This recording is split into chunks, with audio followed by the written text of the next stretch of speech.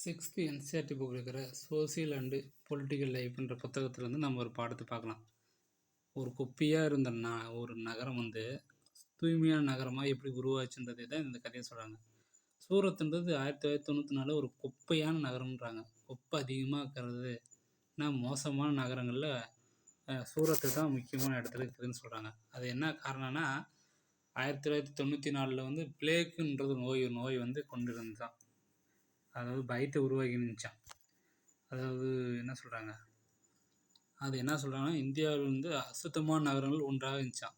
இந்தியாவில் அசிங்கமான அதாவது அசுத்தமான என்ன சொல்கிறேன்னா சூரத்தை வந்து டெர்டிஸ்ட்னு என்ன சுத்தம் இல்லாமல் தூய்மை இல்லாமல் என்ன சொல்கிறது, டெர்ட்டினா உங்களுக்கு தெரியும், சுத்தம் இல்லாமல் இருக்கிறது தான் டெர்ட்டின்றது.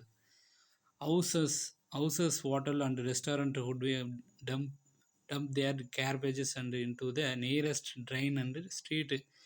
என்ன பண்ணிடுவாங்களாம், எடுத்துன்னு போய் போட்டு போயிடுவாங்களாம்.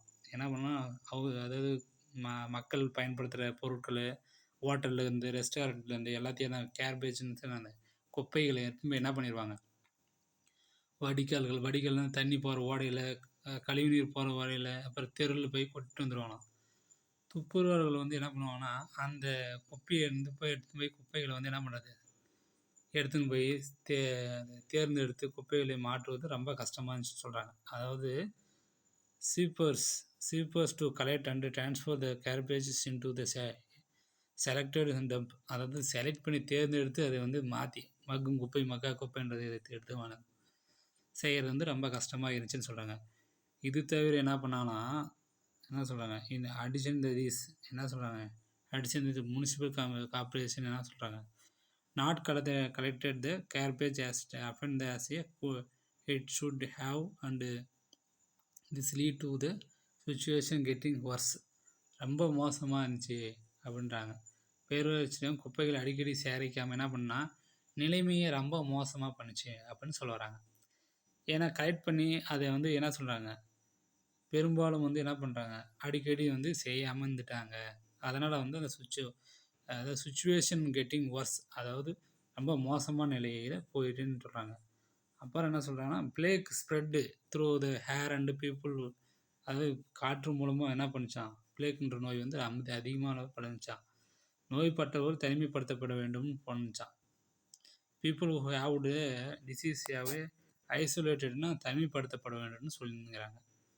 அதுக்கடுத்து என்ன பண்ணுறாங்கன்னா, இது வந்து சூரத்தில் பல உயிர்களை வந்து அழிஞ்சிட்டாங்க அப்படின்னு சொல்கிறாங்க. ஏன்னா லாஸ்ட் இயர் லிவ்ஸ், அதாவது உயிர் இழந்துட்டாங்க நிறைய பேர் அப்படின்னு சொல்கிறாங்க. அந்த நகரத்தை விட்டு 3 லட்சம் பேர் வெளியே போயிட்டாங்கன்றாங்க.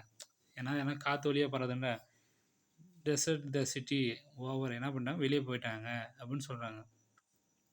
அதுக்கு பிறகு என்ன பண்ணிடுறாங்கன்னா, முனிசிபல் கார்பரேஷன் வந்து அந்த நகரத்தை முழுமையாக சுத்தம் பண்ணிடுச்சு அப்படின்னு சொல்கிறாங்க.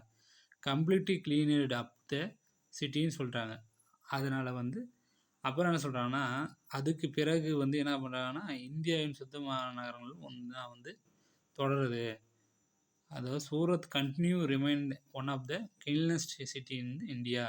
அதுக்கு பிறகு தான் சூரத் வந்து ஒரு தூய்மையான நகரமாக மாறிச்சு. அதுக்கு முன்னாடி வந்து குப்பை கூலமாக தான் இருந்துச்சு அப்படின்னு சொல்ல வராங்க. அடுத்து என்ன சொல்கிறாங்க, அதாவது உங்கள் சுற்றுப்புறத்தில் எப்பொழுது எவ்வளவு அடிக்கடி குப்பைகள் சேகரிப்புன்றது உங்களுக்கு தெரியுமா? நம்ம ஊரில் டவுனில் வந்து எப்போ வந்து சுற்றுப்புறத்தை தூய்மைப்படுத்துகிறாங்க, அடிக்கடி குப்பை எடுக்கிறது இல்லையா, எடுக்கலான்னு என்னென்ன விளைவுகள் வரும் அப்படின்றது. இந்த வந்து ஒரு சின்ன டாப்பிக்கை மட்டும் நம்ம பார்க்கக்கூடாது. இதுலேருந்து என்ன விஷயத்தை நம்ம தெரிஞ்சுக்கணும்னா, ஒரு நகர்ப்புறத்தில் என்னென்ன விளைவுகள் ஏற்படுது, குப்பை வந்து தேவையில்லாமல் குப்பையை கொட்டுறனால, அது அடிக்கடி வாராதனால, அது வந்து மொத்தமாக குப்பையை போய் தெருவில் கொட்டிறதுனால என்னென்ன பிரச்சனைகள் வந்து துப்புரவு பணியாளர்கள் வந்து சந்திக்கிறாங்க.